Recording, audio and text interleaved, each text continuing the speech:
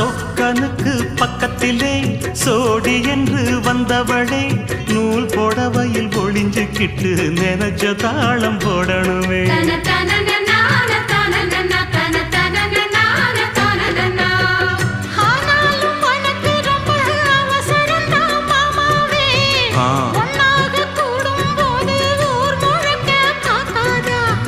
பார்த்தாலும் தவறு இல்ல பனியுறங்கும் ரோசாவே உன்னால சொத்த வச்ச மூக்குலதான் வைக்காத